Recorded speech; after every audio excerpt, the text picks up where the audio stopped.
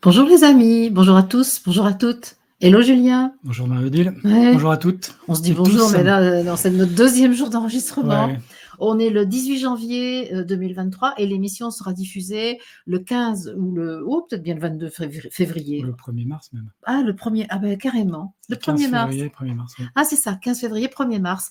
Ben voilà, mais c'est une émission, on fait une bonne petite conserve, tu sais, avec un bon stérilisateur pour que l'émission soit toute fraîche au moment où elle va être diffusée. Merci Julien d'être là. Avec plaisir. Et alors là, attention les amis, on aborde un sujet attendu. Oui, le Attendu. sujet qui nous a amené à cette série de conférences, Voilà, c'était ma demande qui initiale. est la mécanique quantique. Absolument. Oui. Alors je te laisse la souris, je te laisse le manche pour que tu nous expliques de quoi il est question aujourd'hui. Oui, alors je dois faire une petite confession avant de commencer. Ah vas-y, confesse-toi. Allez, je fais le prêtre dans le confessionnal. J'ai un petit parti pris dans cette émission. Ouais. La raison aussi pour laquelle j'ai participé à ça, c'était de remettre un peu d'informations solides et scientifiques dans ces domaines. Et je trouve que le terme physique quantique est assez galvaudé, utilisé un peu à tort et à travers pour justifier des pseudo-théories ou voilà. C'est pour ça que je t'ai demandé de faire cette émission. Oui, ouais. C'est ce qui m'a aussi poussé à accepter. Voilà, on arrive là, c'est le point d'orgue un peu de cette série avec toutes les émissions précédentes qui nous permettent d'avoir les connaissances qui vont nous aider à comprendre ce qu'est la physique quantique.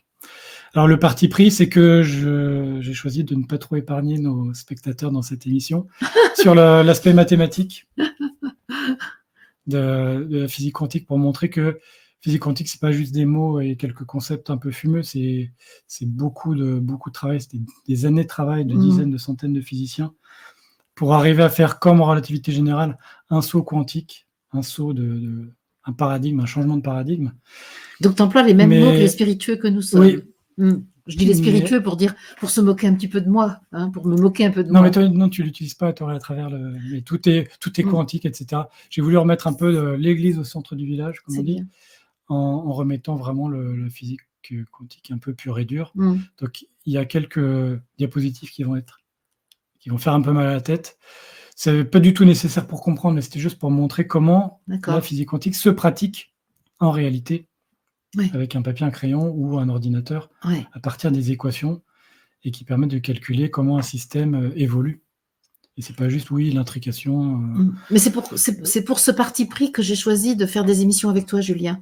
Parce que moi-même, je n'aime pas quand j'entends des arguments de vulgarisation de la physique quantique pour étayer des informations spirituelles. Je trouve ça dessert totalement ce que je crois qu'il faut porter aujourd'hui, à savoir l'avènement d'un homme-esprit unifié, mais il faut le faire sérieusement. Il ne s'agit pas d'aller chercher du vernis de la physique pour argumenter, pas du tout. Et justement, ça m'intéressait de passer dans le dur de la science physique pour essayer de voir quels sont les ponts, mais pas forcément aller chercher des arguments. Donc j'aime beaucoup ton parti pris. C'est pour ça qu'on est ensemble. Et puis galvauder un peu les termes, parce que ça fait chouette de dire je fais de la physique quantique. J'avais lu un article qui expliquait que la médecine chinoise est de la médecine quantique. Donc j'avais rien compris. Ben oui, c'est ça. Et pourtant, c'est probablement... Ça m'irrite un peu. Oui, pourtant, j'en ai fait un peu de physique quantique, mais... Oui, et de médecine chinoise aussi. Un peu. Mais voilà, là, un article prétendant expliquer que la médecine chinoise et la médecine quantique, j'avais à peu près rien compris. C'est-à-dire que dès qu'il est question d'énergie, de vibration, de fréquence, de circulation de l'information, on est tenté d'aller voir dans la physique quantique les découvertes qui ont été faites. Mais quelqu'un comme moi qui connaît rien en physique ne va pas pouvoir utiliser ces découvertes de la physique quantique pour servir ma cause, qui est celle de la transmission d'informations vers l'unification de l'homme et de l'esprit. Donc, c'est pour ça que je t'ai appelé. Voilà, nous y sommes. Le domaine est tellement dense qu'il y aura 3 émissions sur le sujet. Mécanique quantique. On ne s'énerve pas, donc on n'attend pas aujourd'hui d'avoir toutes les réponses à nos questions. Non. Aujourd'hui, on va voir quels sont les principes de la physique quantique. Et après, on aura 2 autres émissions qui vont traiter des phénomènes quantiques. Ok. Et donc là, quand tu parles de mécanique quantique, est-ce que c'est la même chose que la physique quantique? C'est pareil. Oui, on parle aussi de physique classique, mécanique classique. Oui. D'accord. Je pense que le terme mécanique est plus précis, mais on parle souvent de physique quantique. Ok, d'accord. Avec une citation de Richard Feynman, qui est lui aussi prix Nobel de physique, 1965 est vraiment un personnage central dans la formulation et l'utilisation de la mécanique quantique, notamment dans ses apports pour la physique des particules, on en reparlera, qui dit que personne ne comprend la mécanique quantique. Mais ça, c'était peut-être vrai en 1965. J'avais 7 ans. Depuis, moi, j'ai 60 années et quelques, pas tout à fait 60 années de plus. Non, c'est pas mieux? Non, la mécanique quantique a été développée dans les années 1900, 1910, 1920, 1930. Donc, c'est un siècle, grosso modo. Oui, c'est un tout petit peu après la relativité générale. Donc, non, 1905. 1905. 1915. 1915, ah oui. Et 5 pour la restreinte. Restreinte. Non, c'est pas une question d'époque. Si Richard Feynman dit ça, c'est que vraiment, c'est une discipline assez complexe à appréhender. Ben moi, ça aussi, ça va dans le sens du pont avec la spiritualité, parce qu'on pourrait imaginer que c'est une mécanique qui est plus adaptée au supramental, c'est-à-dire à une intelligence différente de celle qu'on connaît dans la condition humaine habituelle, et que probablement ça nous prépare à cette compréhension différente. Mais ça, c'est pas ton terrain. Non. D'accord. Mais moi, je le fais, le pont. Je vois. On va pas se disputer avant la fin de l'émission. C'est génial. Et pour terminer l'introduction, les 2 piliers absolus de la physique actuelle sont la relativité générale et la mécanique quantique. Bon. Alors donc, la relativité générale, c'est l'objet de l'émission précédente, l'émission 9, qu'on a faite ensemble et qui est donc disponible à regarder éventuellement pour... Oui, c'est pas nécessaire. Là, on a les prérequis, les notions utilisées. Pour l'instant, la relativité générale ne sert pas absolument pour cette émission, mais c'est intéressant. Mais c'est l'autre pilier de la physique moderne, on va dire. Oui. C'est ça. On verra que ces 2 piliers ne sont pas tout à fait compatibles. Ah, c'est ça qui est bien. Un petit peu d'introduction en termes de vocabulaire, ce qu'on appelle des variables continues ou discrètes. Ah bon? Une variable continue... On parle de discrétion en mécanique? Oui. Ah ben, voyons, pourquoi pas? Une variable discrète, oui. C'est sans doute pas le même sens, mais discrète, c'est un peu synonyme de quantique. Discret, d'accord. Ça ne peut prendre que certaines valeurs. Variable continue, ça peut prendre n'importe quelle valeur dans un intervalle. Il y a toujours une unité. À droite, vous avez l'homme le plus grand du monde, qui mesurait 2,72 m. Ah oui. À côté de son père. 2,72 m, ah oui. C'est grand. Oui. Donc, la taille d'une personne n'est pas quantifiée.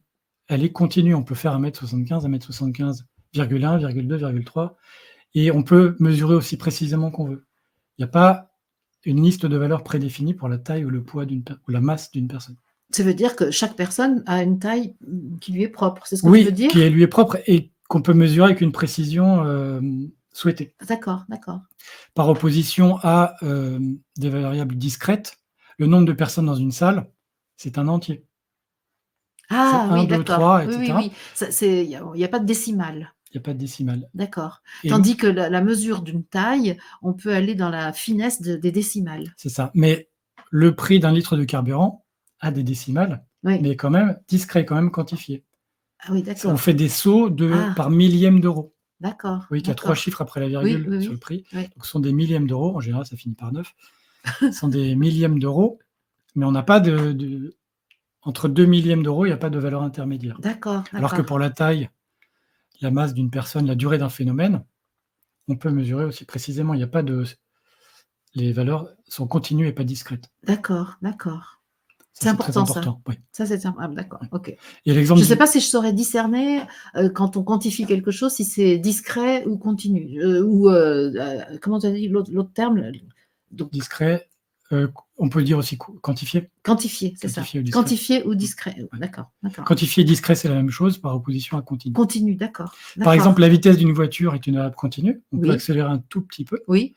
Par contre, la vitesse régulée, quand vous appuyez sur votre régulateur, vous choisissez la vitesse avec des pas de plus ou moins 1 km/h. Ça m'est clair. D'accord.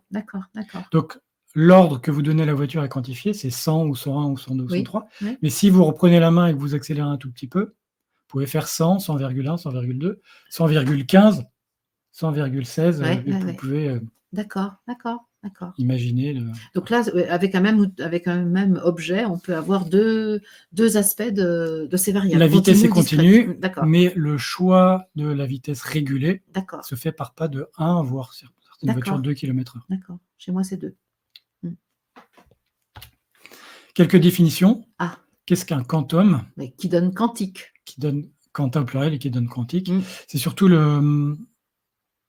deuxième et troisième définition qui nous intéressent. C'est un terme un peu désuet qui désigne une discontinuité élémentaire d'une grandeur quantifiée. C'est-à-dire c'est le saut.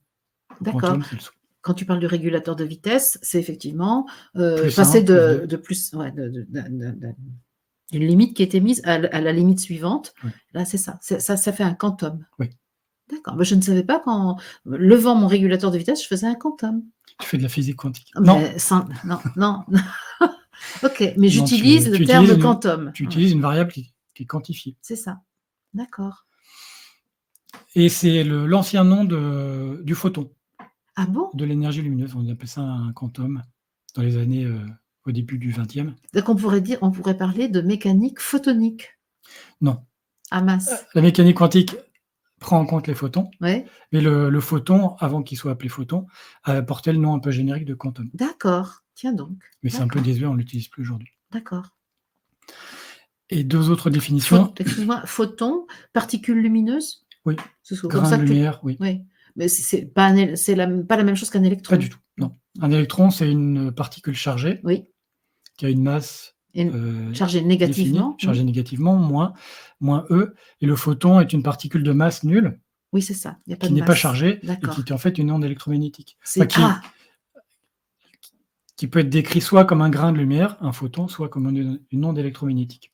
D'accord, le photon serait lui-même une onde, c'est pas l'addition de photons. Non, c'est la dualité en corpuscule qu'on va regarder aussi. Ok. Et après, deux définitions qui me semblent un petit peu circulaires. Quantique, c'est relatif au quanton. Oui. Et quanton, c'est un objet traité par la physique, par la théorie quantique.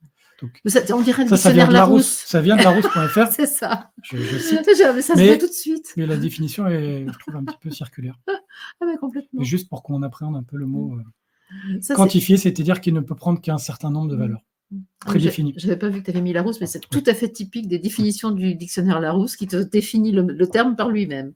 Alors, on ne s'embarque pas. En général, bon, j'avais rarement vu quand même deux définitions qui se renvoyaient l'un à l'autre de cette façon. Moi, j'ai déjà vu.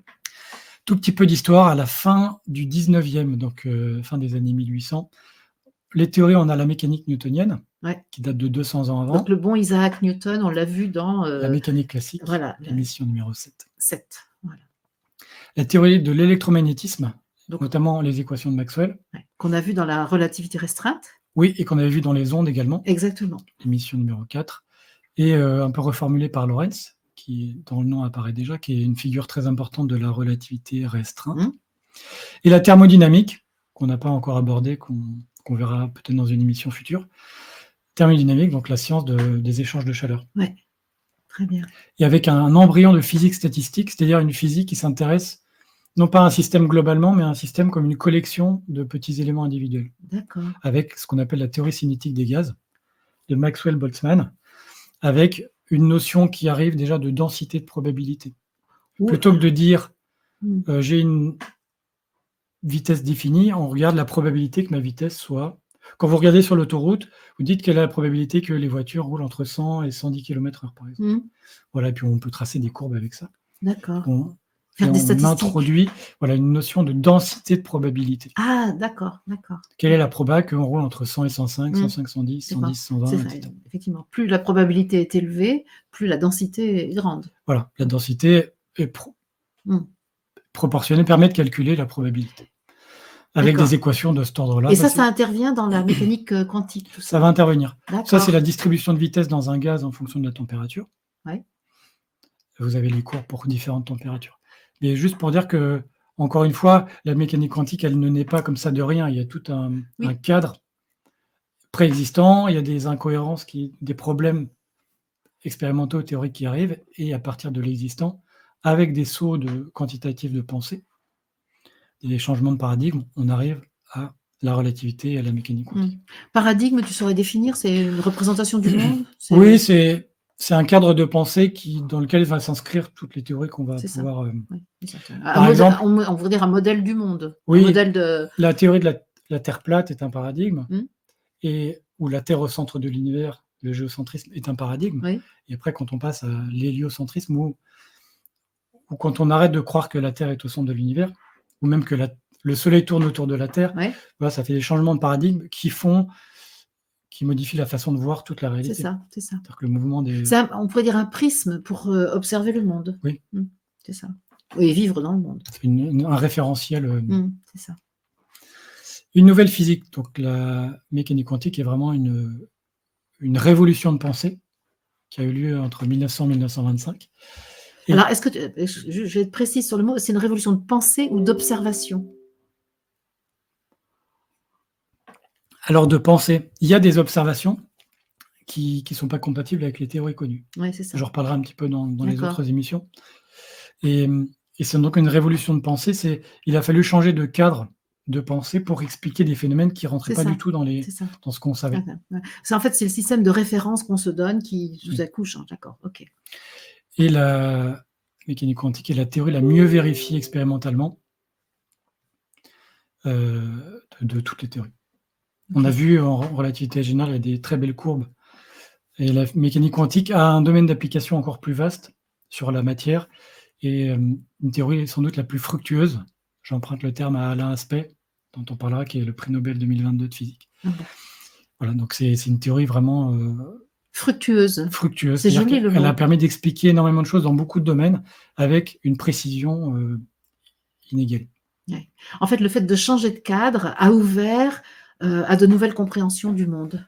Oui, et changer de paradigme, changer de référence. La réalité de l'expérience a donné vraiment raison, parce qu'on a des accords entre l'expérience et la théorie qui sont extraordinaires. Ah, c'est ça. Il y a des points de convergence entre l'observation. Ça permet d'expliquer qualitativement et même quantitativement dans les chiffres, quand on mesure l'hydrogène, quand on mesure tout un ensemble de paramètres, on a des accords avec la théorie qui sont excellents. Okay.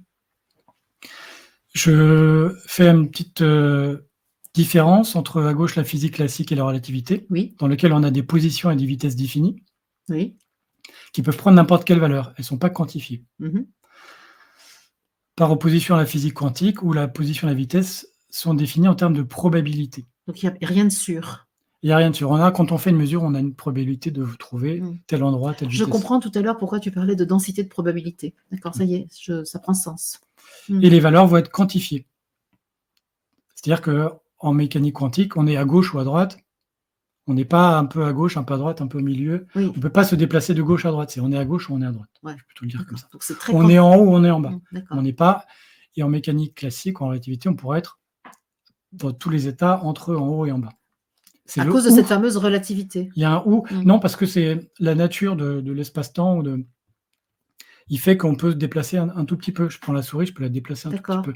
Si la souris est un objet quantique, elle serait soit sur le bureau, soit en dessous du bureau. D'accord. Il n'y a pas de mitigé là. Non. Il y a un choix précis. Oui. D'accord. Et par contre, on va avoir ce qu'on appelle une superposition d'états. Tant qu'on n'a pas regardé, la particule va être à gauche et à droite en même temps. Mais ça, on va en reparler longuement. D'accord. Ça, c'est vraiment un changement fondamental par rapport à avant. Ça demande vraiment de changer nos repères. Oui. En mécanique classique, la mesure est indépendante du système, n'a aucune influence sur le système. Si vous regardez la Lune dans une lunette, vous n'allez pas influencer le trajet de la Lune. Si vous regardez un électron, alors vous allez influencer son comportement. Mais ça, donc, en physique quantique on est bien d'accord. C'est ça. C'est-à-dire que l'observateur modifie le comportement de l'objet observé. Mais il faut que ce soit un objet à notre portée quand même, parce que quand tu dis la Lune, par exemple, si j'observe, ce matin, je voyais la Lune dans le ciel, je ne l'ai pas modifié, je ne crois pas l'avoir modifié en l'observant. Parce que la Lune n'a pas un comportement quantique. Ah, d'accord. On en reparlera aussi de... L'électron a un comportement quantique, la Lune n'en a plus. Ah, ça veut dire que dans ce modèle, il y a des objets qui ont un comportement quantique et des objets qui n'en ont pas. Oui, c'est une question d'échelle. À petite échelle, c'est la mécanique quantique. À grande échelle, c'est la relativité. Ah, d'accord. Ah oui, d'accord. Donc, les deux modèles s'appliquent à des zones différentes de notre univers, on va dire. Et on parlera après de la décohérence, c'est-à-dire la transition entre les deux. Ok. Oh là là, je sens qu'on s'embarque dans quelque chose de... Oui, c'est complexe. D'accord. En physique classique, les propriétés, le mouvement notamment d'une particule et sa position sont calculables. En physique quantique, c'est la fonction d'onde, c'est un objet mathématique qui s'appelle la fonction d'onde qui est calculable. D'accord. Dans un cas, ce sont les équations du mouvement, notamment PFD, c'est le principe fondamental de la dynamique, c'est la deuxième loi de Newton, et les équations d'Einstein, et les équations de la relativité, qui permettent de calculer les équations du mouvement. Et en physique quantique, on a l'équation de Schrödinger, qui va nous permettre de calculer la fonction d'onde, qui est liée à la probabilité d'observer tel ou tel phénomène. Ok. Bon. Ok. Alors, je ne suis pas sûre de bien comprendre, mais... On va détailler ça, mais juste, ça, là, on a un résumé de vraiment des univers très différents. Voilà, c'est ça. De ce qui fait qu'il y a une différence entre la physique classique et la physique quantique, la mécanique classique et la mécanique quantique. Oui. Okay. Et la mécanique classique et relativité. C'est ça. Ben oui, relativité générale d'un côté, la relativité générale est plutôt à gauche et la physique quantique est à droite. Et on voit que ce sont deux zones. Tu ne parles pas de politique. Hein. Difficile, non. Tu parles de la présentation de la diapo. Dans la colonne de gauche et dans la colonne de droite. Et donc, ça montre qu'on est vraiment sur des façons de penser sur des univers totalement différents, qui sont aujourd'hui, qui n'ont pas été réconciliés. D'accord. En termes d'échelle spatiale, la physique classique et la relativité restreinte et générale traitent des phénomènes à grande échelle. Okay. La physique classique, on peut traiter d'un TGV, d'un ressort, du mouvement des planètes. À très grande échelle, les objets astronomiques, les galaxies, etc., sont plutôt de l'ordre de la relativité générale. Ouais. La physique des particules avec les vitesses proches de la lumière peut être traitée avec la relativité restreinte, même si elle fera aussi appel à la mécanique quantique. Mais on est plutôt sur des phénomènes à grande échelle. C'est ça. À petite échelle, on est sur l'échelle quantique. La physique quantique va permettre d'expliquer, d'appréhender les phénomènes à petite échelle. Et juste à titre informatif, je vous indique qu'il y a une physique qu'on appelle mésoscopique. Ça veut dire quoi? Alors, mésos, c'est milieu, et scopeo, c'est l'observation. Observer, oui. Donc, c'est la transition. On regarde des phénomènes qui vont typiquement de l'atome au micromètre, c'est une zone de la physique un peu particulière, un peu entre les deux, qui a des propriétés un peu quantiques, un peu classiques. Et donc, ça fait un domaine... Une piste de réconciliation entre les deux? Non, c'est la zone de transition entre les deux. D'accord. C'est le domaine dans lequel s'applique l'une, le domaine dans lequel s'applique l'autre, il y a un domaine intermédiaire. Voilà. D'accord, qui est donc mésoscopique. Ok. Juste pour là. Et on va typiquement jusqu'au micromètre. Donc 1/1000e de mètre. Ok. Les postulats, ça très très fondamental, très important. Ah ben oui, ça c'est vraiment ça qui va nous dire si on est d'accord avec la physique quantique ou pas. Hein. Alors oui, si vous n'êtes pas d'accord, bon courage pour démontrer le problème de la physique quantique. On en reparlera aussi, c'était un gros débat entre Einstein et Bohr sur l'essence de la physique quantique, qu'on verra ça dans l'émission numéro 12. Donc pas la prochaine, l'autre d'après. Un postulat, c'est une proposition qu'on demande d'accepter avant un raisonnement. C'est préalable. Comme un axiome. On ne peut pas le démontrer, oui. On ne peut pas le démontrer. Et là, remettre en cause un des postulats de la mécanique quantique, modifier la théorie, et là, bon courage si vous voulez montrer que... C'est une position de base incontournable pour aborder le sujet. Oui. Sinon, on va discuter sur tout et on ne va jamais être d'accord. Et voilà, et la théorie et les résultats qu'on va pouvoir en tirer sont en accord avec ces postulats. C'est ça. Premier postulat, principe de superposition. Tu en as parlé tout à l'heure. Hein. Oui. Deux états peuvent se superposer. Oui. C'est ça. L'état d'un système quantique est défini par un vecteur. Donc, on a vu revoir vecteur. Mécanique classique. C'est ça. Et relativité restreinte et générale avec les quadrivecteurs. Donc, c'est un vecteur qui est une combinaison linéaire d'états de base. C'est-à-dire, par exemple, si je suis à gauche ou à droite, en mécanique classique, ma souris elle serait à droite ou à gauche. En mécanique classique, j'ai... Non, attends. Je ne vais pas prendre l'analogie avec la mécanique classique. L'état quantique, admettons que ma souris est quantique, elle peut être à droite ou à gauche. En mécanique classique, je pourrais la déplacer dans tous les états intermédiaires. Mais la mécanique quantique dit, non, c'est soit à droite, soit à gauche. C'est ce qu'on appelle les états de base. Même si tu la déplaces, elle restera d'un côté ou de l'autre. Non, elle ne peut être que d'un côté ou de l'autre. On ne peut pas la déplacer, elle va choisir soit l'état de droite, soit l'état de gauche. D'accord. Ce qu'on appelle les états de base. Si je regarde dans ce qu'on appelle le spin de l'électron, ce qui est plutôt vers le haut ou vers le bas, on va en reparler, c'est en haut ou en bas, c'est pas un peu au milieu, un peu à gauche, un peu à droite. L'état de base, c'est l'un ou l'autre. Par contre, l'état d'une particule quantique, ça va être un peu des deux à la fois. Oh là là. Alors ça, j'ai du mal à le comprendre. C'est-à-dire que tu dis, la particule quantique choisit son camp, grosso modo. Elle va choisir quand on va regarder. C'est elle qui choisit ou c'est l'observateur qui la voit? C'est l'observateur qui la pousse à choisir. Et c'est elle qui va choisir. Donc tu veux dire qu'il y a une... Alors, attends, parce que tu ouvres une porte. Bon, d'accord. Mais quand même, tu dis qu'il y a une intelligence dans la particule quantique. Je ne sais pas, en tout cas, il y a une réaction. Mmh, Possibilité d'agir. il y a une Il y a un espèce de comportement. choix et un comportement qui va se déclencher au moment de la mesure. Intrinsèque à la Oui. particule. Alors, on va voir comment tout ça se décline. OK, Peut-être OK. ça Oui, va oui, OK. éclaircir un peu les questions, mais Mmh. un système quantique ne peut prendre qu'un ensemble d'états quantifiés et qui sont distincts les uns des autres OK. et qui sont vraiment, OK. discrets. C'est Mmh. à gauche ou à C'est droite, ça. c'est en haut ou en bas. D'accord, d'accord. Mais il va prendre cet état quand on va le regarder. Dans son état normal, quand on le laisse faire, sa vie, il est dans un état superposé. Mais comment tu sais? Puisque tu peux pas l'observer, tu sais pas comment il fait quand tu l'observes pas? Non, mais on peut mesurer que Ah! ça se comporte D'accord, c'est dans ça, ce c'est la principe de conséquence des superposition. mesures qui Oui, te permettent de dire on va ça, en d'accord. reparler aussi. OK, Donc ce qu'on appelle une combinaison linéaire d'états de base. OK. Principe et on a des coefficients complexes. Complexe, c'est le nombre imaginaire I, on en a déjà parlé. Oui, Le formalisme, les nombres complexes sont vraiment c'était carré de indispensables. -1, racine carrée de Racine, I -1. carré égale -1. Mmh, On ne peut pas faire de la physique quantique sans les nombres complexes. mmh. C'est drôle que je me souvienne des choses que j'ai pas forcément comprises, mais tu vois, finalement, ça Oui, comme quoi, là, je le dis à nos auditeurs, même si j'ai l'impression de pas comprendre, je vois bien que je suis imprégnée de la culture que tu nous transmets et ça, c'est l'idée là. c'est hyper intéressant. C'est d'offrir une culture des termes qui fait que quand vous entendez un terme, vous saurez: «J'ai entendu parler de ça» et les creuser. Donc je peux aller plus loin dans le raisonnement qui m'est proposé Oui, parce que je bute pas sur, un certain nombre de c'est choses. ça. OK, ça, Ça vous c'est rappelle vraiment des choses. intéressant. Ça permet de revenir à ces émissions ou Mmh. à d'autres. Il y a beaucoup de chaînes scientifiques aussi Ouais. qui font des travaux de qualité. Principe de correspondance, les observables physiques, c'est-à-dire, ce qu'on va utiliser pour faire une mesure, vont être représentés par des opérateurs mathématiques. Quand je fais une mesure d'une position, quand je fais une mesure d'un champ électrique, d'un champ magnétique, je vais appliquer une mesure physique que je vais représenter par un opérateur mathématique. Un opérateur, c'est plus, moins, multiplié, C'est plutôt une égal. opération, dérivation, Ah oui, donc oui, oui, mais moi je t'ai dit intégration, oui. les trucs de base de l'école Oui, OK, maternelle, mais en oui, fait, c'est les opérateurs oui, mathématiques, c'est ce oui, qui permet, de faire des calculs, en oui, fait. c'est ça, D'accord. ouais. Mmh. Mais nous, dans ce qu'on connaît le plus, c'est plus, moins.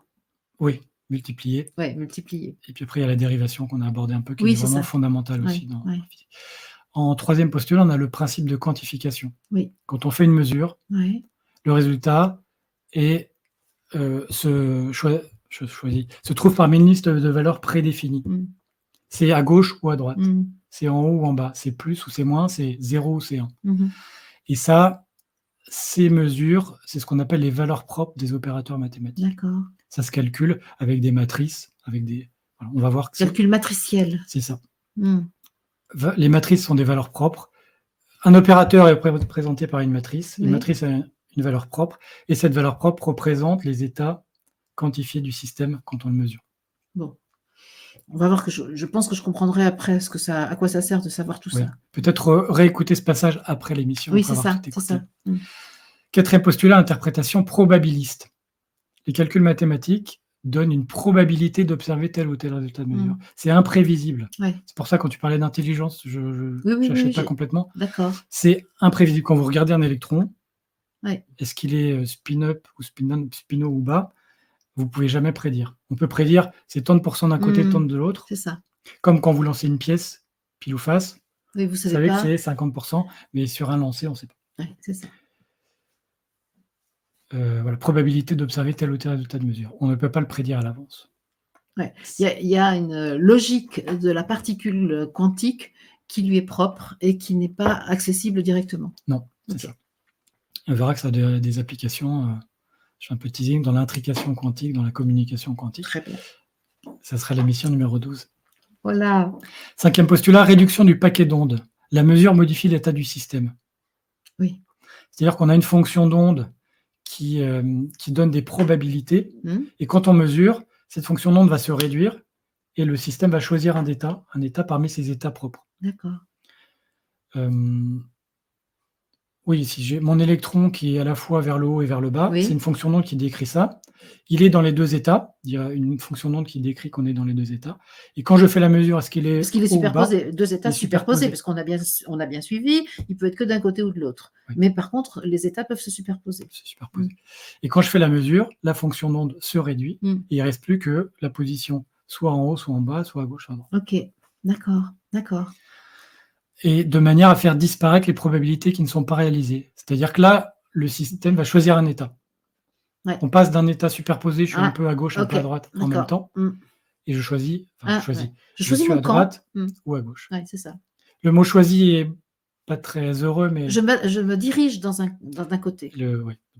Oui, prends un état, on peut parler de prendre un état. D'accord, c'est ça. Et 6e postulat, l'évolution unitaire, c'est de dire que l'évolution du système quantique est gouvernée par l'équation de Schrödinger. Et en quoi c'est unitaire? Parce que tu sais que le mot unité, chez moi, ça... Ça, je ne saurais pas vous dire. C'est l'évolution dans le temps du système. D'accord. Mais effectivement, je n'ai pas creusé le mot unitaire. D'accord. On pourrait peut-être... Ce sera l'objet de la 58e émission. Quand on sera déjà dans l'état de l'homme esprit unifié. Et c'est 50e émission, c'est dans un an. Non, dans 2 ans, c'est toutes les 2 semaines. Toutes les 2 semaines. Petit focus sur la fonction d'onde, qui est un concept vraiment fondamental en mécanique quantique.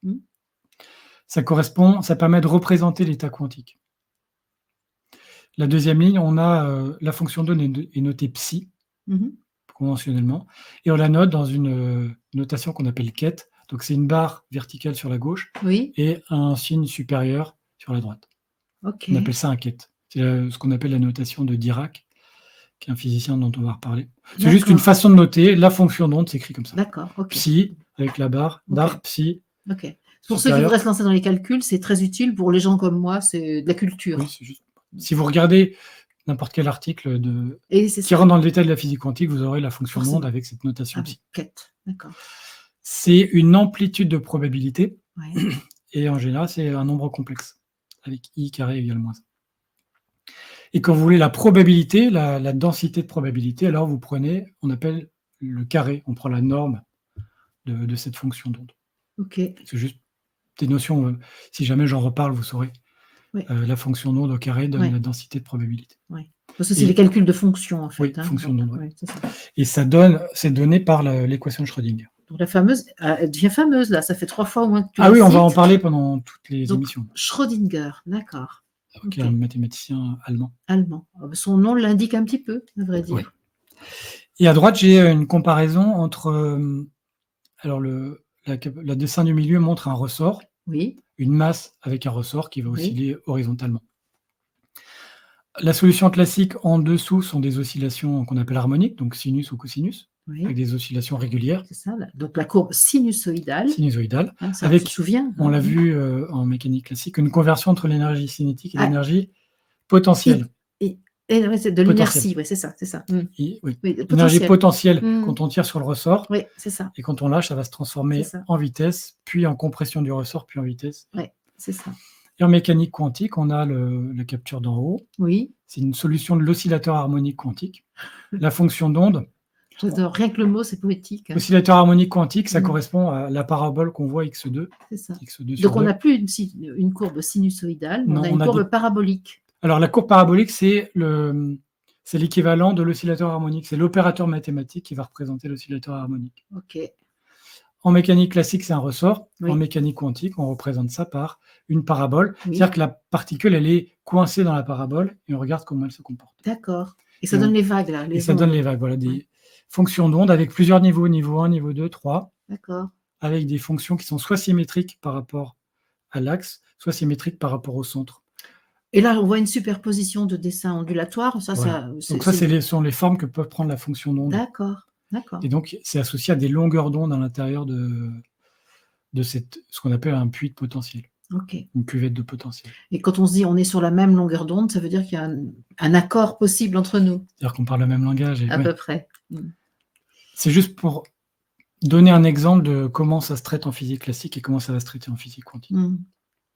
On est sur des formalismes mathématiques complètement différents. Ah ben on voit bien. Là, moi, je ne comprends pas le fond, mais par contre, au niveau de la représentation graphique, on voit bien que c'est très différent. Et que probablement, il est difficile de s'entendre selon qu'on regarde d'une manière ou d'une autre. Ça, on peut le comprendre. Ça, c'est vraiment important de le dire.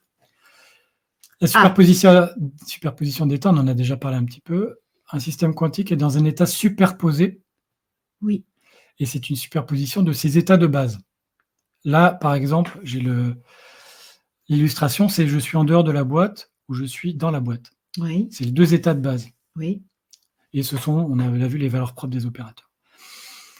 En physique quantique, tant qu'on n'a pas regardé le système, ça va être l'image de droite, il est un petit peu dehors, un petit peu dedans. Enfin, à la fois dehors, à la fois dedans. Donc le troisième carré à droite. Hein, troisième carré, c'est l'état avec avant la mesure. L'équation avec la fraction avec la racine carrée. D'accord, racine de 2. La racine carrée permet de s'assurer que la somme des probabilités est égale à 1. C'est juste un facteur.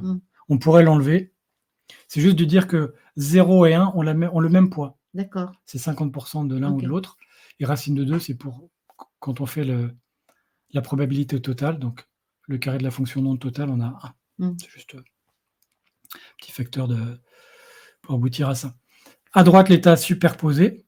Avant qu'on regarde, je suis à la fois dehors et à la fois dedans. Ah oui, c'est ça. À droite, oui. Avec une superposition d'états. L'état 0 dehors plus l'état 1 dedans. Oui, d'accord. Avec la notation qu'on avait déjà vue. Et quand je vais regarder, moi, en tant qu'observateur, l'état va prendre une valeur. C'est ça. Il va se diriger vers dedans ou dehors. L'une ou l'autre. Ouais, c'est ça. C'est fou, ça. Il ne va pas se diriger parce qu'il est déjà dehors ou dedans. Ah, il va choisir. Il va se montrer, on va dire. Oui. L'analogie que je prends parfois, c'est 1, 2, 3 soleil. Oui. Le jeu, une personne se retourne, fait 1, 2, 3 soleil sur le mur pendant que les autres avancent. J'ai jamais joué à 1, 2, 3 soleil. À 1, 2, 3 soleil, une personne est face à un mur, elle tape 1, 2, 3 soleil, se retourne. Et les 3, 4, 5 personnes qui jouent derrière doivent avancer quand elle est retournée et ne pas bouger quand elle les regarde. D'accord, d'accord. Donc, on pourrait dire que tant qu'elle ne regarde pas, tout le monde peut faire n'importe quel mouvement. Ok, d'accord. Et quand la personne se retourne, on se fige. D'accord. Et en mécanique quantique, on se fige dans un état ou dans un autre. D'accord. Dès qu'on est surpris, en fait, dès que la particule est surprise par un observateur, elle se fige. Et 1, 2, 3 soleil, si on bouge, je comprends. Quand la personne regarde, on perd. Il y a une espèce de discrétion et d'indiscrétion, là, mais ce n'est pas du tout dans le même terme. D'accord. C'est un principe qui est utilisé en informatique quantique avec ce qu'on appelle des qubits. En informatique, on a des bits, 0 ou 1. Ouais. Et là, le qubit, c'est une superposition d'un état 0 et une superposition d'un état 1. D'accord. Avec des coefficients, ce que j'écris alpha 0 plus bêta 1, qui permettent de faire des calculs en parallèle et qui donnent une puissance de calcul phénoménale. OK. On en reparlera dans l'émission numéro 12 de ces implications des qubits. Je signe. Et c'est ça l'informatique quantique, on passe de 0 ou 1. Ouais. Parce que oui, la dualité. Voilà, c'est 0 ou 1.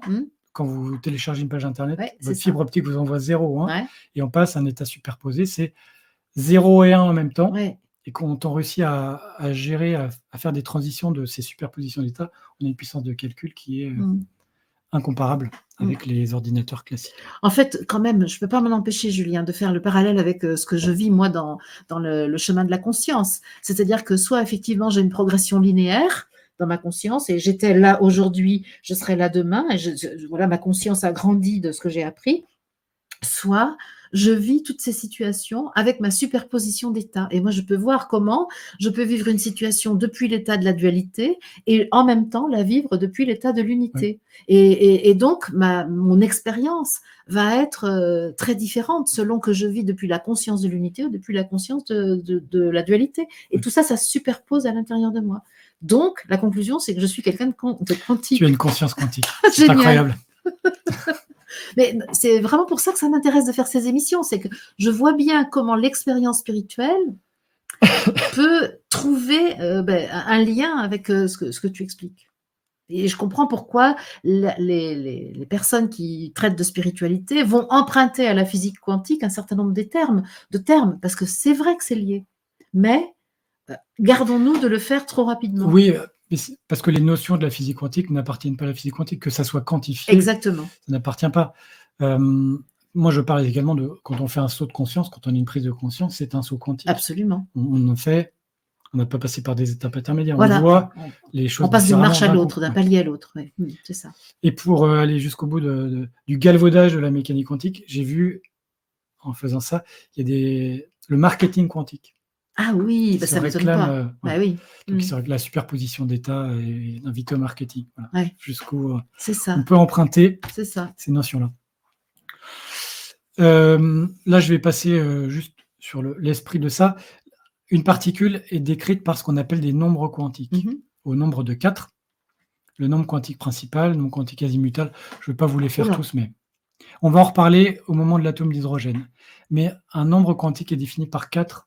Une particule quantique est définie par 4 nombres qui sont qui sont Le listés nombre ici. quantique principal, le nombre quantique azimutal, le nombre quantique magnétique et le nombre quantique magnétique de spin. Oui. Ah. Je ne vais pas les détailler, juste Non, retenez qu'il y en a merci, 4. merci. Et surtout, on a le principe d'exclusion de Pauli, qui est aussi le prix Nobel, qui dit que 2 particules ne peuvent pas être exactement dans le même état quantique. D'accord, ok. Principe d'exclusion. Je propose à ceux qui sont vraiment des pointures dans ce domaine de faire un arrêt sur image de notre émission pour regarder ce que tu donnes dans les diapos, dans tes documents, parce que ça vaut vraiment la peine. C'est du travail de chercheur. Et donc, pour ceux que ça intéresse, arrêtez-vous un instant, faites pause sur l'émission pour regarder avec délectation les tableaux que tu présentes. La beauté des équations et des nombres quantiques. Oui, l'idée, c'est qu'il y ait plusieurs niveaux d'appréhension. Soit on regarde globalement, soit après, si vous voulez les détails. C'est ça. Le principe d'exclusion de Pauli s'applique à ce qu'on appelle les fermions, c'est-à-dire des particules qui ont des spins demi-entiers. Ben voilà. Donc, typiquement les électrons, les positrons, les neutrinos, les quarks. Ok. Voilà. Okay. On a aussi le boson de Higgs, un spin 0. Toute particule qu'on a quand même étudiée dans une des émissions, la 3e, peut-être les états de la matière ou quelque chose comme ça. La 4e, là. 4e. À ce niveau-là, oui. Ouais. C'est la structure de la matière. Voilà. Et après, on a des particules de spin 0, le boson de Higgs, spin 1, le photon, le gluon et les bosons vecteurs. Donc ça, c'est l'émission numéro 4 aussi. Ben voilà. Les particules médiatrices des forces. Et le graviton, qui est la particule médiatrice de la force gravitationnelle, qu'on n'a pas encore trouvé. Mais le principe on sait qu'il existe, mais on ne l'a pas trouvé. Non, on ne l'a pas détecté. D'accord. Il est prédit par la théorie, mais on ne l'a pas vraiment détecté tel quel. On ne l'a pas détecté en tant que particule. D'accord. On l'a détecté en tant qu'onde gravitationnelle, mais pas en tant que particule. D'accord, ok.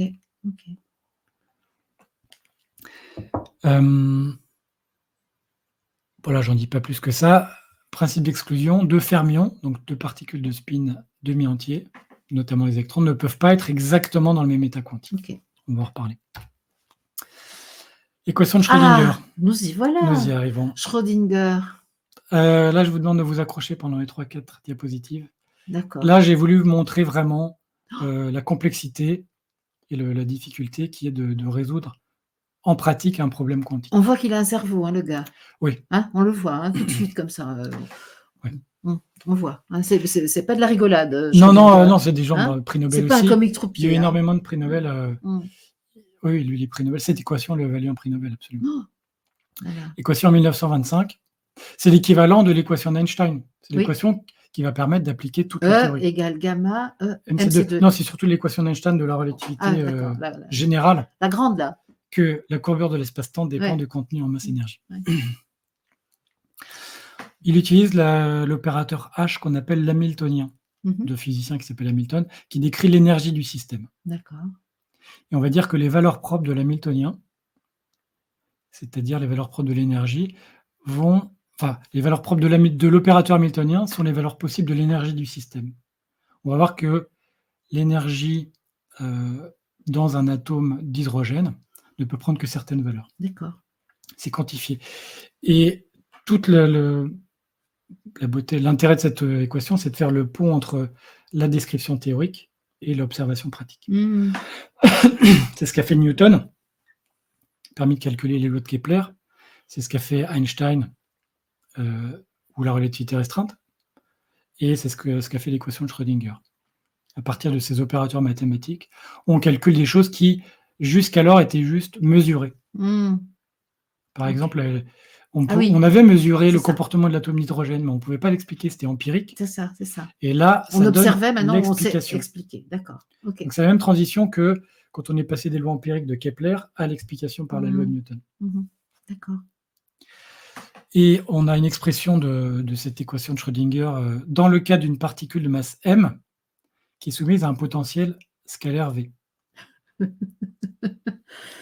Donc le premier terme P2 sur 2m, c'est l'énergie cinétique, et à côté c'est l'énergie potentielle. On retrouve l'expression de l'énergie en mécanique classique. Mais c'est exprimé. Heureusement que tu nous as expliqué ça avant. D'une façon différente, oui.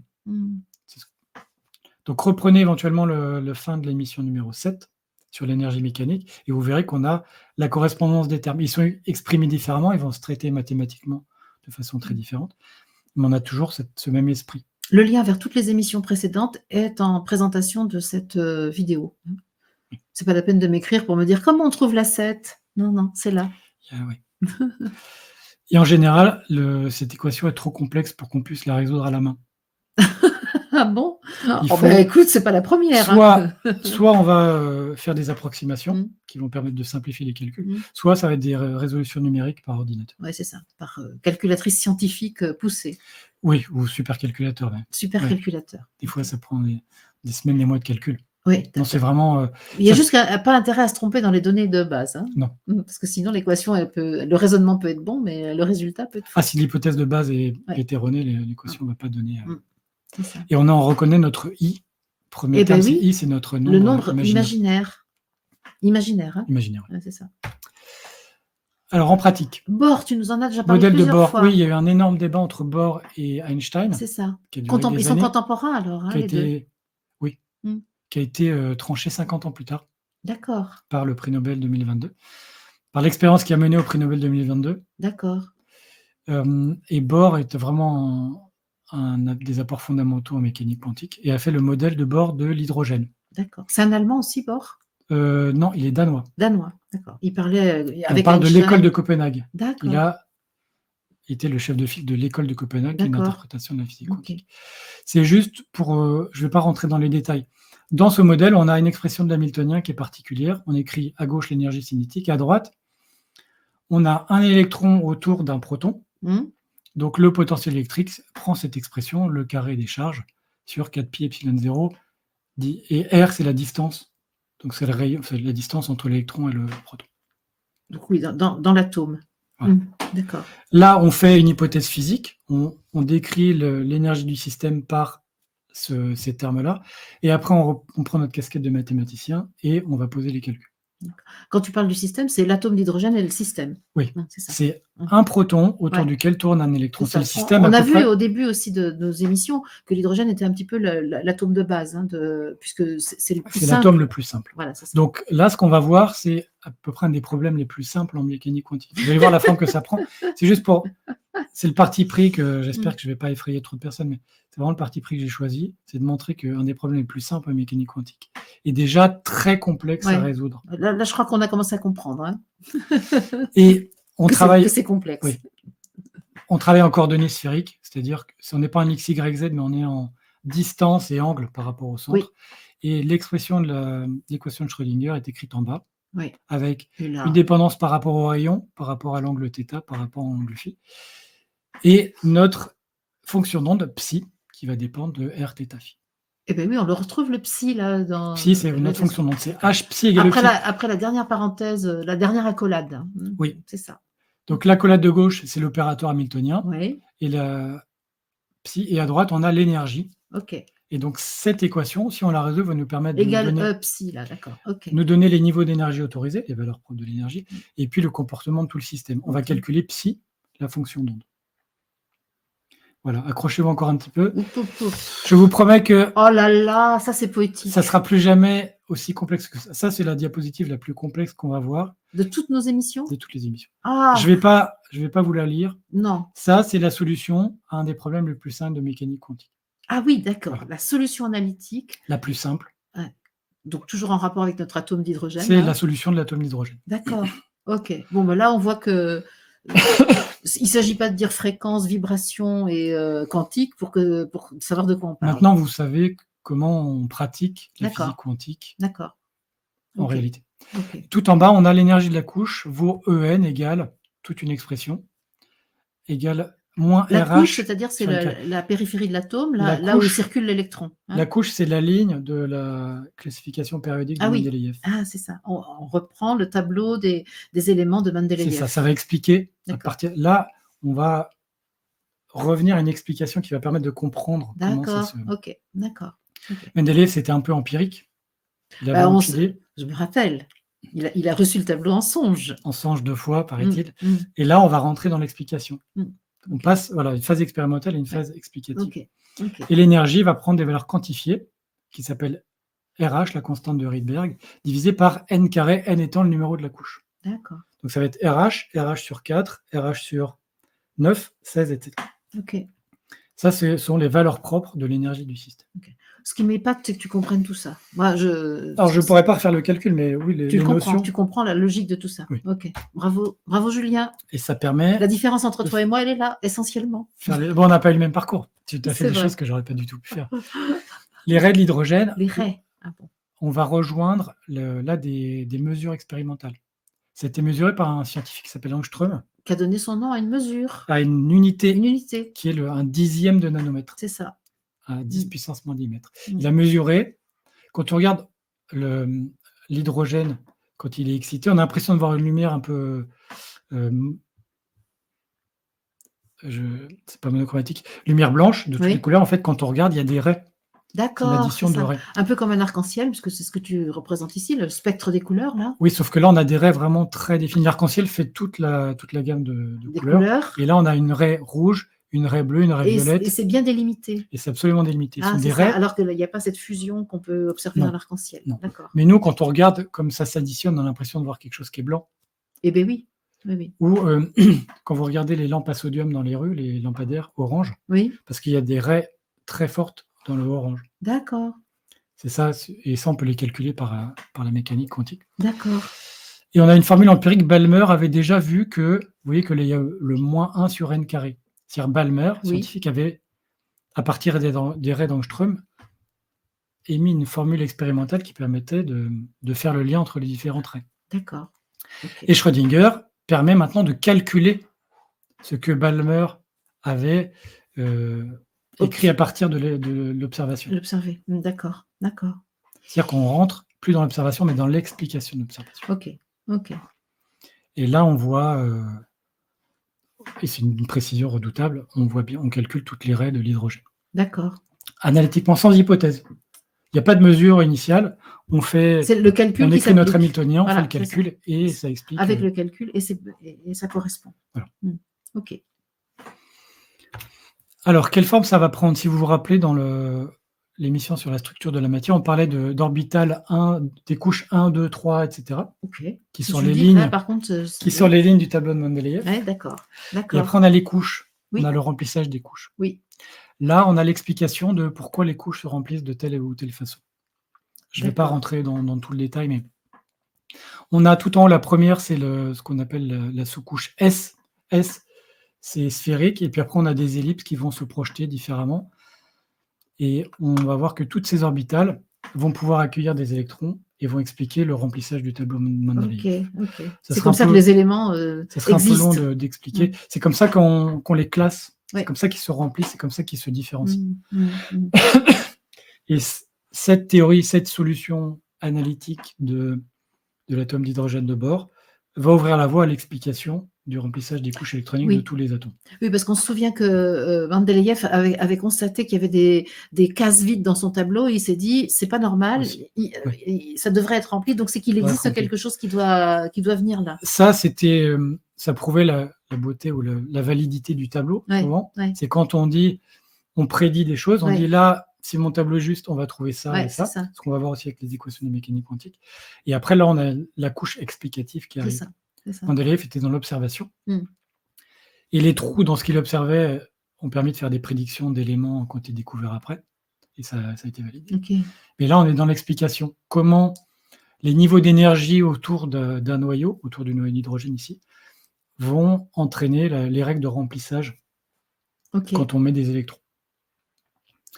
Et donc ça prend, voilà, je ne vais pas trop détailler non plus, ça prend différentes formes. Et là, représentation informatique analytique des fonctions d'onde.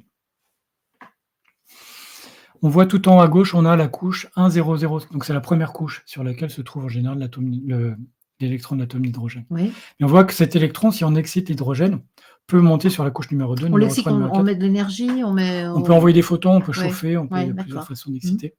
Et donc, c'est-à-dire que l'électron va recevoir de l'énergie, il va sauter d'une couche à une autre, 1, 2, 3, 4.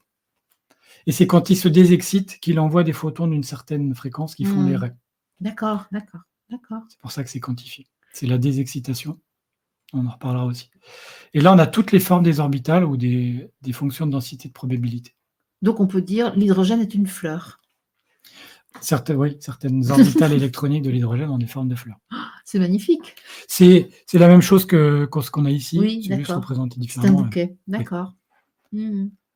Et ça, je le répète une dernière fois, c'est la solution d'un des problèmes les plus simples en physique quantique. Oui. Un électron autour d'un proton. Bon, on a bien compris, Julien, que c'est pas à la portée de monsieur et madame tout le monde. En tout cas, pas de la mienne. Ça, c'est sûr. Ça, c'était résolu dans les années 1930. D'accord. OK.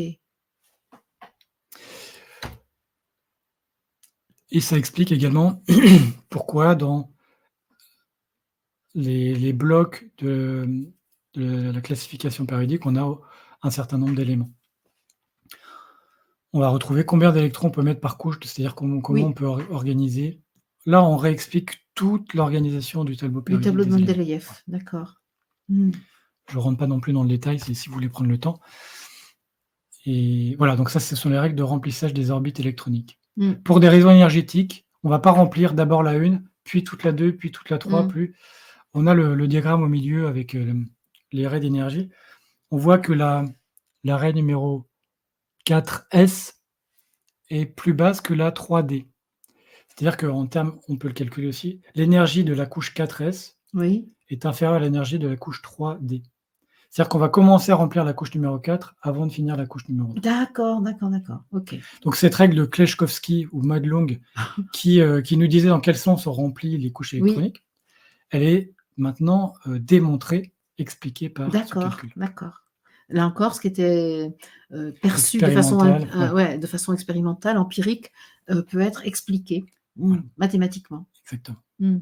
Et ça explique les blocs du tableau de Mendeleïev, ce qu'on appelle les sous-couches. Donc la première colonne avec l'hélium, l'hydrogène, l'hélium, lithium, beryllium, la colonne bleue, je vous renvoie au tableau, c'est le bloc 0, c'est la sous-couche qu'on appelle S. Après, on a tout à droite en vert la sous-couche qu'on appelle P, en beige D, en orange F. Je rappelle aussi que les documents que tu utilises sont accessibles sur mon site internet, téléchargeables, imprimables. Absolument. Partageables. Copiables. Non transformables. En PDF, plus difficile. Mais... On ne travestit pas ce que tu as écrit. Là, bon, on effleure un peu ça, je ne vais pas rentrer dans le détail, il faudrait beaucoup plus de temps, mais ça explique maintenant comment on remplit le tableau de Mendeleïev, pourquoi les blocs se font de telle ou telle façon. Vous trouverez, si vous regardez sur YouTube, vous trouverez énormément de vidéos qui vous permettront d'approfondir tel ou tel point. Oui, c'est ça. Là, l'idée, c'est d'avoir un tour d'ensemble. Et si vous tapez règle de Kleshkovsky ou remplissage des orbitales électroniques, il y aura des explications graphiques, vidéos, etc., qui sont très bien faites. Donc ça, c'est pour les passionnés qui veulent vraiment approfondir. Là, ce que tu nous donnes, toi, c'est des clés pour ouvrir des portes. Oui, c'est ça. Et qui montrent l'importance qu'a pu avoir la physique quantique d'expliquer des choses qui avaient été constatées. Je me rends compte que c'est quand même un champ énorme. Hein. C'est vraiment un monde nouveau. Hein. Ah oui. Et ça explique Mendeleïev, c'était quoi, 1860 et quelques. Donc là, on est 50, 60, 70 ans plus tard. On explique. L'explication par l'équation de Schrödinger arrive quelques années plus tard. Alors, encore une belle, celle-là. Oui, là, on arrive dans un domaine qui a mis quelques années à arriver après ça. L'équation de Schrödinger n'est pas compatible avec la relativité restreinte. L'équation de Schrödinger ne respecte pas l'invariance des lois physiques et notamment des équations de Maxwell. Donc ça, c'est un problème. C'est-à-dire que l'équation de Schrödinger n'est pas l'équation définitive. Ben oui.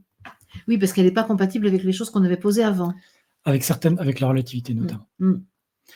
Si on écrit l'invariance du quadrivecteur impulsion... pour autant, elle n'est pas fausse, l'équation de Schrödinger. Non, elle a une limite. Dans certains cas, elle a une limite. Ouais, comme la mécanique du Newton, elle n'est pas fausse dans son domaine d'application. C'est ça. Elle a un domaine un peu limité.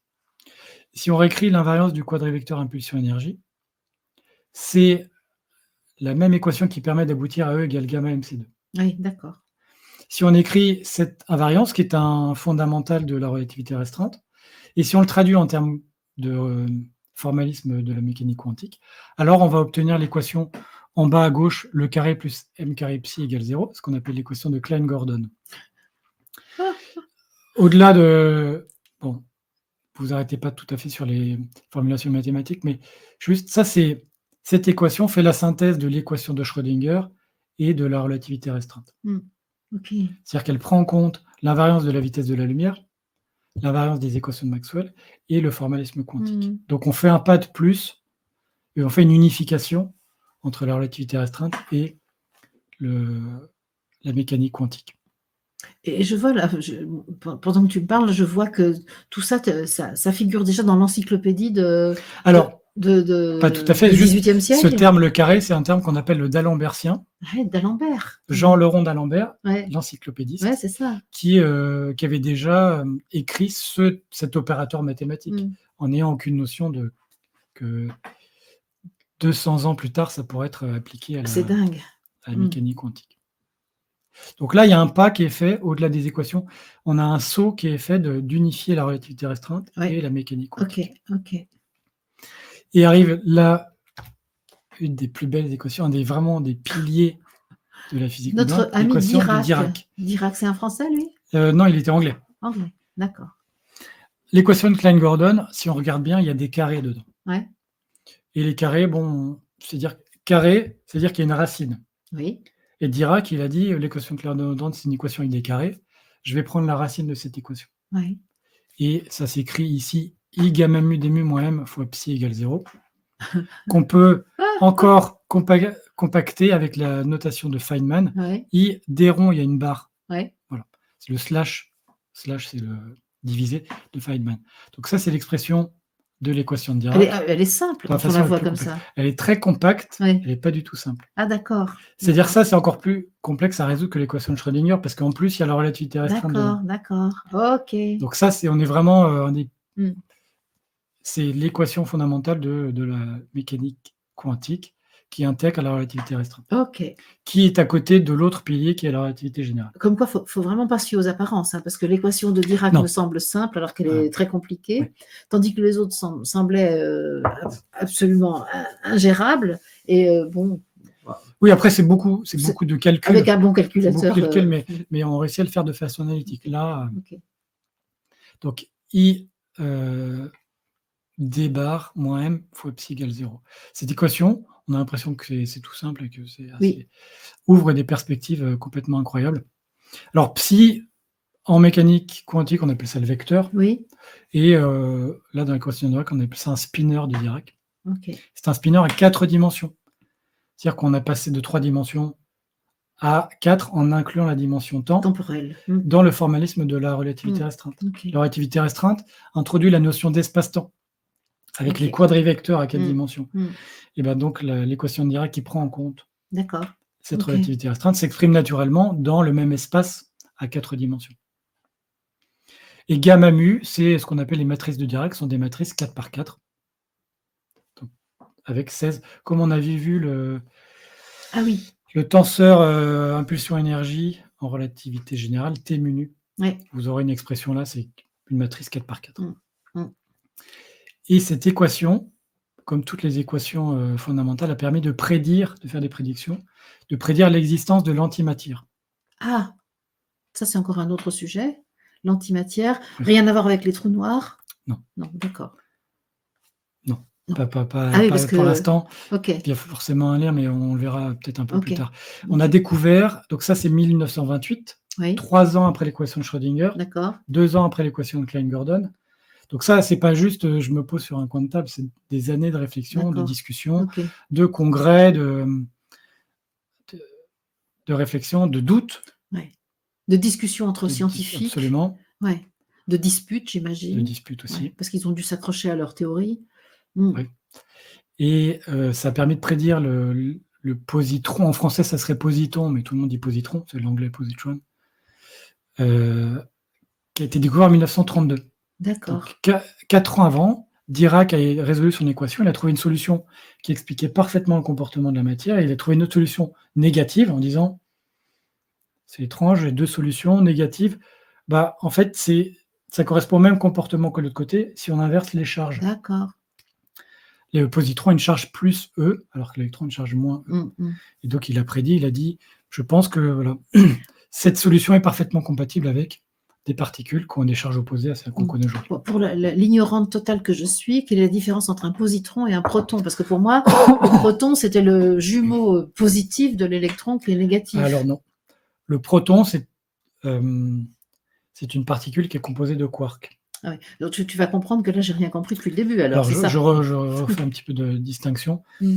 On a dans ce qu'on appelle le modèle standard, Oui, CF émission numéro 4, oui, les particules élémentaires. oui, C'est-à-dire les oui, particules qui, pour l'instant, sont les plus petits qu'on connaisse, qui n'ont pas ouais. de constituants connus. Mmh. On a l'électron, Oui, je prends les principales, et à oui, côté, on a les quarks. oui. Les quarks, il y en a 6, notamment le quark up et quark down. Quand on les prend 2 quarks U et un quark D, on les met ensemble, ça fait un proton. Ouais. Ah, c'est ça, Il a d'accord. la même charge, mais il est 2000 fois plus lourd et il est composé, lui, de quarks et de D'accord. gluons à l'intérieur En aussi. fait, c'est pas du tout la même nature que Pas du tout la même l'électron. nature. Ah, c'est ça, je comprends. D'accord, OK. Après, l'électron a un cousin qu'on appelle le muon, Oui, c'est-à-dire oui, c'est comme un électron très lourd. oui, tu en as déjà parlé, oui. Voilà, Mmh. et puis après, il y a le mu.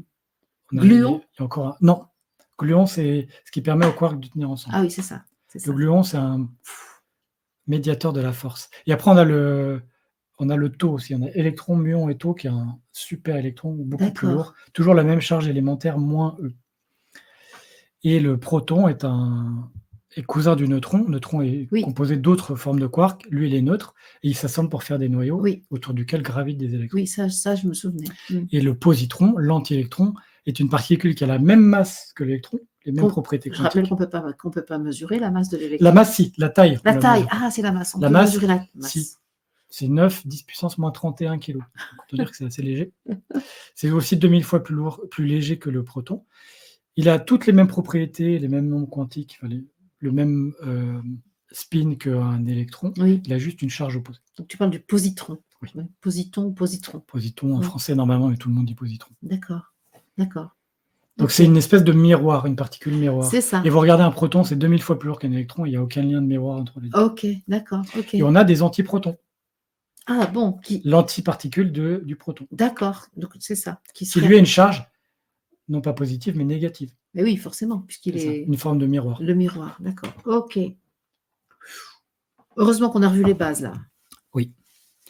Et donc, comme toute belle théorie, belle équation, elle permet de faire des prédictions. L'équation de la relativité générale a permis de faire des prédictions sur les ondes gravitationnelles, sur des comportements, sur des paires d'énergie. En fait, on fait des équations parce qu'on ne peut pas avoir de boule de cristal, hein, pour faire des prédictions. Non, j'espère qu'il ne t'entend pas. Non, ils ont plutôt utilisé, là, c'était papier, crayon, Ouais, c'est ça. et puis beaucoup de Et réflexions, beaucoup de d'échanges. jus cérébral. Beaucoup de réflexions. Feynman, maintenant. Ah, il est souriant. Ah bah, c'est super. Feynman qui a eu aussi des apports fondamentaux, vraiment en mécanique quantique, qui cherchait une autre formulation de la mécanique quantique. Alors, en termes techniques, il cherchait à exprimer plutôt à partir du Lagrangien que de l'Hamiltonien, qu'une autre façon d'écrire l'énergie. Et ce qui est assez fou, c'est que c'est Dirac qui a donné l'idée À Feynman. à Feynman.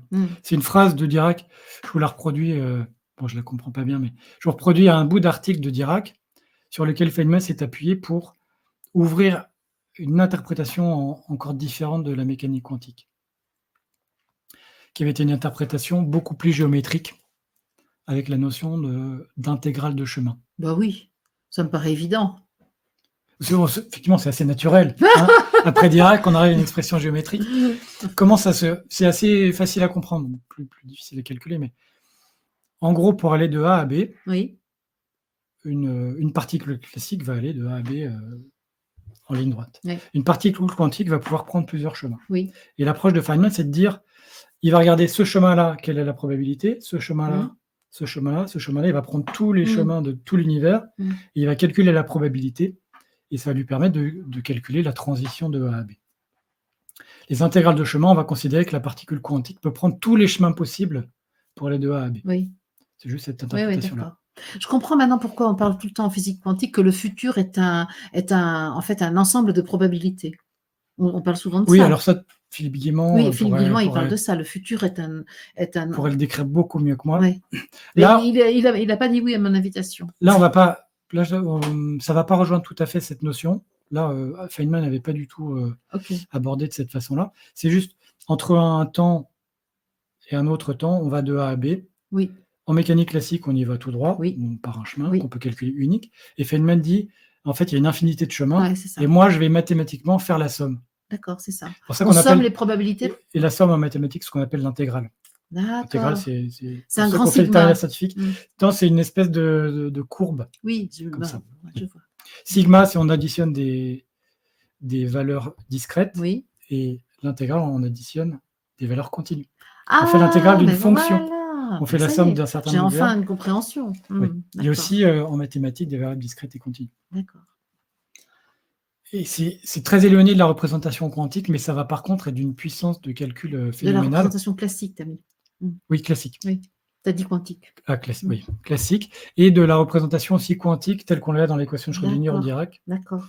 On a vraiment une nouvelle vision, une nouvelle En fait, là, façon d'aborder. on se rappelle qu'il a fait la somme de tous les chemins possibles, de toutes les probabilités. Oui, Ah, c'est comme ça qu'il calcule le trajet de A à B en Oui, faisant l'intégrale de tous les chemins. D'accord. Là, il y en a 5, mais en fait, il y en a une infinité. Oui.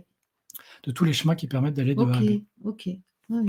Je vous épargne absolument le formalisme mathématique. Merci, Julien. Et ça a permis l'implication vraiment très importante, ça permet de calculer les interactions entre particules. D'accord.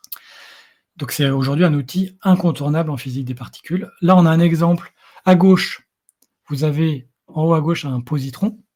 Un E+. Ouais, qui va rencontrer en bas à gauche un électron. Ouais. Ils vont se rencontrer. Matière plus antimatière égale annihilation. Eh ben oui. Énergie. Ouais. Et on représente ça sous forme du gamma qui est au-dessus de la ligne ondulée, gamma pour photon. D'accord. Photon, on appelle ça gamma. C'est pas le gamma de Lorentz. C'est pas non plus le gamma de la matrice de Dirac. Ouais, non. C'est le gamma du photon. Parce qu'il n'y a pas assez de lettres dans l'alphabet grec pour tout représenter. On en utilise beaucoup. Ouais. Et ce photon va se dissocier, en fait, se matérialiser en une paire muon-antimuon. Mu moins en bas et mu plus en haut. Ah, c'est ça, d'accord. Donc c'est en termes de réaction, on écrit ça E+, plus E- donne mu+, plus mu-. Et en termes de processus quantique microscopique, on a annihilation d'une paire électron-positron sous forme de gamma, qui lui se matérialise en paire muon-antimuon. Et Feynman permet de calculer à chaque fois qu'il y a un nœud, vous voyez qu'au point de rencontre de l'électron E+, E-, on a un IE gamma mu. Oui, tout à fait. I, c'est le nombre la racine carrée de -1, E, c'est la charge, et gamma mu, c'est une matrice de Dirac. Ah, donc là, la rencontre correspond à un terme mathématique. Le photon, vous voyez, moins I, G mu nu, etc. Cette transition correspond à un terme mathématique, et la matérialisation aussi. Et donc, quand on multiplie ces termes, on a la probabilité que cette réaction ait lieu. J'en dis vraiment pas plus. Juste cette représentation de Feynman, avec ces diagrammes de Feynman, qui est vraiment c'est incontournable en physique des particules, permet graphiquement, quand on représente ce diagramme de désintégration, par exemple, de calculer la probabilité qu'il se produise et de calculer ce qu'on appelle les sections efficaces. Et dernière illustration, on a déjà vu ça, Higgs en 4 leptons. Ah, le boson de Higgs. On l'a vu, c'était la relativité restreinte, il me semble, pour le E égale gamma MC2. Et bien, on peut calculer la probabilité que cet événement se produise grâce au diagramme de Feynman à droite, qui est désintégration, fusion de deux gluons en Higgs, qui se désintègrent en 2Z, particules de boson vecteur de la force faible, qui fait une paire électron-positron et une paire muon-antimuon. Je sais pourquoi je t'admire. Bonjour. Effectivement, quand on regarde ça, ça peut paraître complètement fou. C'est juste. Mais c'est surtout que en quoi c'est intéressant concrètement? C'est quand même assez extraordinaire de voir des phénomènes qui durent 10 puissance moins 22 secondes. Ah oui, c'est ça. Et puis, mathématiquement, c'est quand même. Là, on arrive à l'aboutissement de la théorie quantique. D'accord. Ça s'appuie sur toutes les découvertes de la mécanique classique, théorie quantique, pour permettre de calculer ce qui se passe dans un collisionneur de particules. D'accord. Mais une fois qu'on a compris ce qui se passe dans un collisionneur de particules, en quoi ça nous aide à vivre au quotidien? C'est ça qui m'intéresse. Alors, au quotidien... ou dans le monde. Alors, il y a deux pans. Il y a la vie au quotidien en connaissant mieux son environnement. Oui.